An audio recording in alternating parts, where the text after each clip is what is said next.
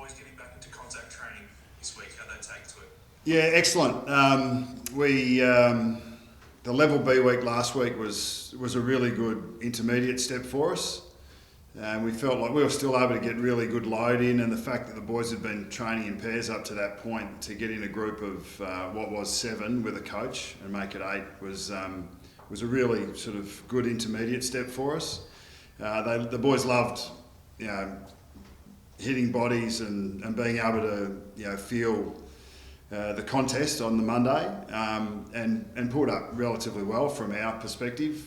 So we know that we've got a few of those sessions in front of us. Friday would be our next one, and then a couple next week leading into a pretty short week for us into the June 11 fixture against Richmond.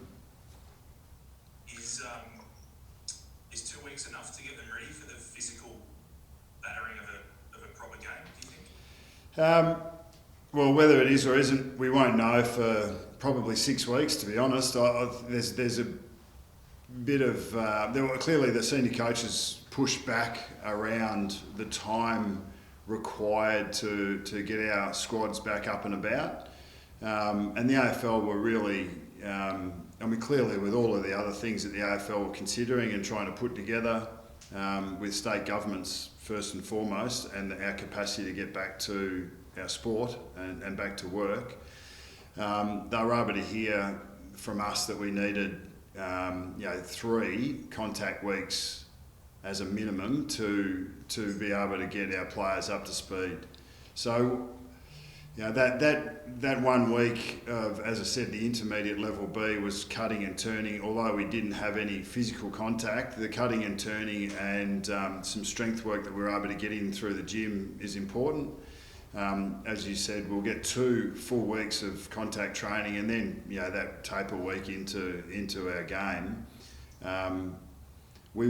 I think across the industry we'll see players injured, but we see it all the time.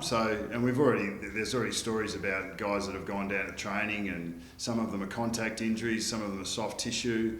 That happens in the normal course of events. That's one of the risks of the industry, and something that happens in the course of our work. Whether it's over and above what would be a normal rate, we won't really know until a month into the season, I would have thought. Nathan, Jordan Tunbridge from Radio 3AW. Can you please give us an update on Adam Treloar and how he's travelling with his injury? Yeah, well, Ads came back in and had done a fair block of work. He'd handled the last couple of months really well. And he was, really early in his in the session on the first day back. He just felt a bit tight in one of his calves, so he's only a couple of K into the session, so it wasn't an overload as such. His intensity was relatively good, but he wasn't over the top. But clearly, something went amiss there for him. But it's a really low grade strain. And he's already, bouncing around the joint and looking forward to finding that his way back towards full fitness, and that'll happen as a matter of course. How is he looking at the round 2, though, Bucks? Does he look more or less likely than you were thinking a week ago? Is it on track? Where's he at really there? I don't know. We wouldn't be anticipating that Ads would be available to play in round 2. He didn't play round 1 for us. We're still in the process of looking at what our squad will be into round 2. It's been so long since we last played, and despite the 22 of that evening against the Bulldogs, performing really well, there's been a lot of water under the bridge since then. So we've got a fairly deep squad. We've got lots of players that performed quite well on our Monday contact session and are putting their hands up to suggest that they should be in the side to take on the Tigers. So we'll glean a little bit more information over the next couple of contact sessions, definitely on Friday and then early next week, and we'll be able to sort of settle on a squad that we think are best placed physically and mentally to be able to take the field in round 2 and be able to perform for us. So then Bucks, are you definitely ruling him out for round 2 then, in that case? There's your headline, Dan. I don't think that's any real surprise. If he hasn't been able to complete a training session to this point, and we're really only 2 weeks away from being asked to play, we're going to, as we've always said, we'll pick our hardest and fittest, most connected 22 or 24, depending where that settles. For the next game, and as we'll still have to do a bit of work to prove he's in that mix. How are the other guys on your injury list going at the moment? Lyndon's done, returning from that ACL, was Tim Broomhead, and also defender Ryan Spaghetti. Varks. How are the other guys on the injury list at the moment? Yeah, Tom Langdon, sorry. Langers. Yeah, no, we've, I think most clubs would have a really good injury profile at this point, given the 2 months without contact, without games, without continual load. So the fact that we have, we'll have 40 blokes that'll be up and about training. 2 of the guys that won't will be still in quarantine. Our Irish boys are in quarantine at the moment until June 6, midnight, June 6. We only really have the 4 players that won't be in full training for us on Friday. As I said, I wouldn't have thought that would be exceptional. I think most lists would look something similar. But Langers is coming along pretty well. As I said, Levi and Ads have sustained some soft tissue injuries, are in the process of working back. We expect that Dunny will be in full ground on Friday, which is a really great sign for him. Varks will be back into full ground on Friday. So for the most part, we feel like we've got more than enough players on deck to be able to prepare, which is the most important thing for us, and then to be able to choose from for our fixtures that are ahead in the rounds 2 to 5. Nathan, did the uncertainty around, or has the uncertainty around Tom Langdon's future with his injury cleared up at all over the break, or is it still kind of where it was before the break? No, he actually had one of his better sessions returning to the club, and he's, it's probably no different. There's still steps that he needs to take to find out whether he can get back to football readiness, game readiness, and that's clearly the condition with his knee has been, and I suppose our understanding and his understanding of his knee, how we can condition it, how we can recover it to get him back to in contention for playing, is still a work in progress. Langers he's been a very important part of our team in the last couple of years. He's continued to improve his football, and that's something that we would love to see him do. But outside of that, his contribution to the place, simply through his personality, his contribution to his teammates, he loves being around here, and we love the bloke. As long as he's healthy and well is our first port of call, and secondly, if we can get him up to play footy, well then we'll benefit from that as well. Jordan De Goey was due to face court today. Have you spoken to him about that issue? No, I haven't. I actually haven't seen the paper, so I don't know where it fits in the current news of the day.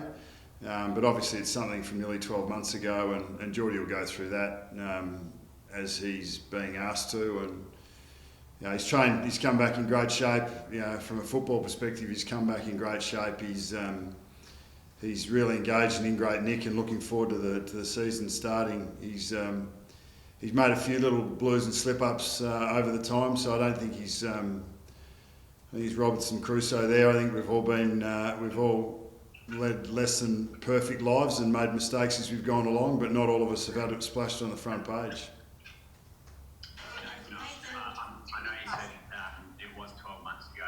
Have you seen any response from Jordan? I mean, I don't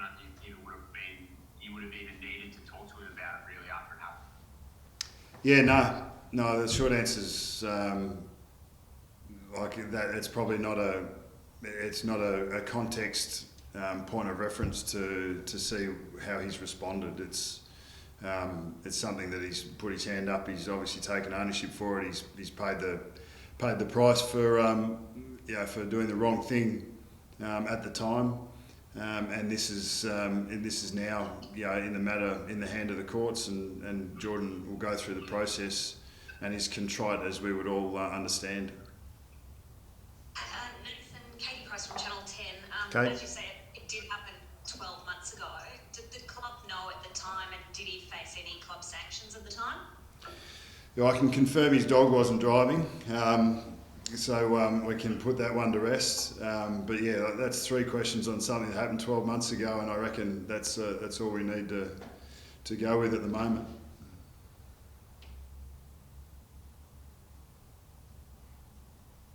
Just another quick one, Bucks. Kane Corns threw into the ringer that Collingwood would be a good home for Alex Rance potentially. Is it? It's a bit hypothetical, but do you, I guess, entertain that sort of option at the end of the year if he was available? Yeah, I understand there's been continual conjecture about Alex and where football fits in his life. Last time I heard, he'd retired from footy. So if that changes, I'm sure there'll be 18 clubs that would be keen to have that discussion with him, but my understanding is that he's retired from the game.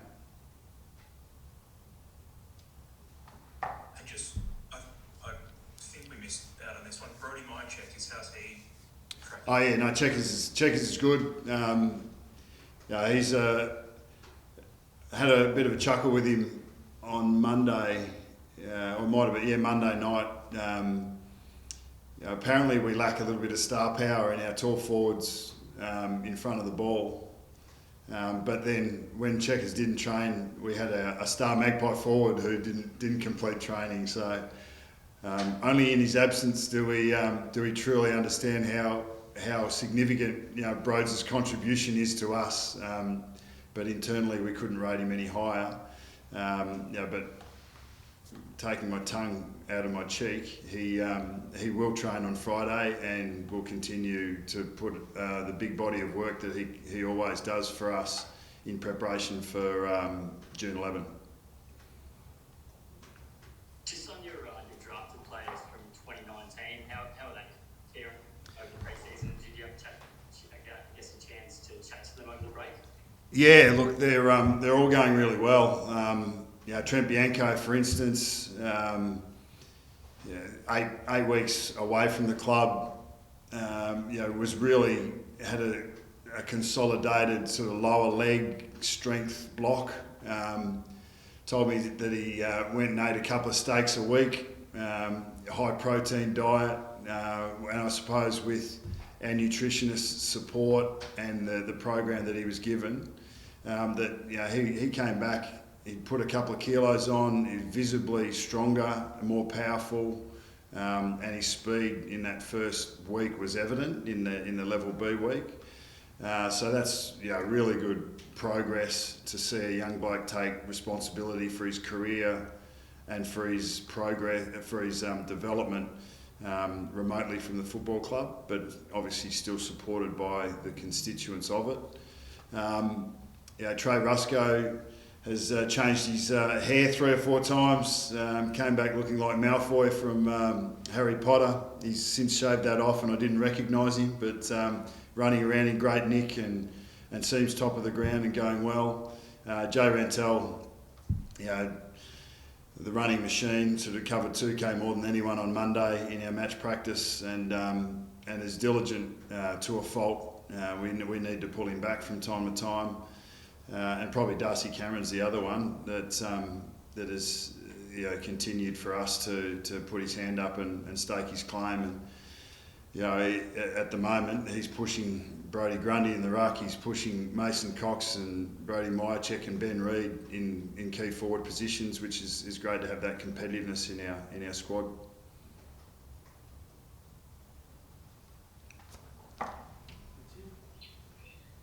Any more? All right. Have a good one, guys. Thanks for that.